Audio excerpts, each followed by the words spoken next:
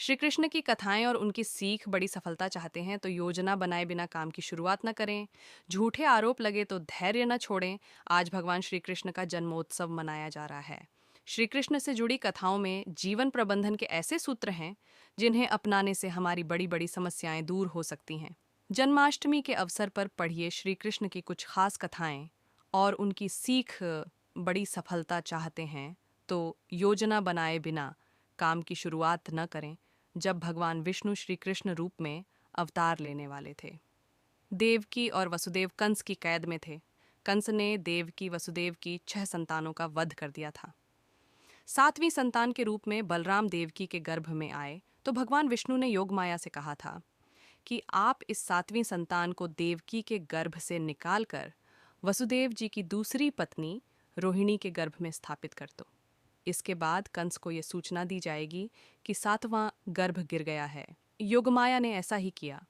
इसके बाद जब 8वीं संतान के जन्म का समय आया तो भगवान ने योगमाया से कहा कि अब मेरे अवतार लेने का समय आ गया है। जब मेरे अवतार का जन्म होगा ठीक उसी समय आप गोकुल में यशोदा के गर्भ से जन्म लेना।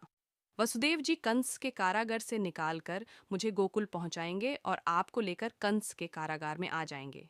जब कंस 8वीं संतान को मारने के लिए आएगा तब आप मुक्त हो जाना। भगवान ने जो योजना बनाई थी उसी के अनुसार श्री कृष्ण का अवतार हो गया। कथा की सीख। इस कथा में भगवान ने संदेश दिया है कि जब भी कोई काम करना हो तो उसकी योजना जरूर बनाएं। योजना अच्छी होगी तो सफलता जरूर मिलेगी। ऐसे काम न करें जिनकी वजह से गलत लोगों की ताकत बढ़ती है। बाल कृष्ण माखन चोरी की लीला कर रहे थे। गोकुल के इस वजह से काफी परेशान थे। एक दिन गांव के नंद बाबा और यशोदा के पास पहुंचे और कान्हा की शिकायत करने लगे। नंद बाबा ने कृष्ण से पूछा कि तुम माखन चोरी क्यों करते हो, जबकि हमारे घर में तो बहुत माखन है। कृष्ण ने कहा कि आप लोग मेहनत से दूध, दही, घी, माखन तैयार करते हैं और फिर ये चीजें कर के रूप में दुष्ट कंस को दे देते हैं और इस वजह से गांव के बच्चों को माखन नहीं मिलता। ऐसे काम न करें जिनकी वजह से गलत लोगों की ताकत बढ़ती है। बाल कृष्ण माखन चोरी की लीला कर रहे थे। गोकुल के इस वजह से काफी परेशान थे। एक दिन गांव के नंद बाबा और यशोदा के पास पहुंचे और कान्हा की शिकायत करने लगे।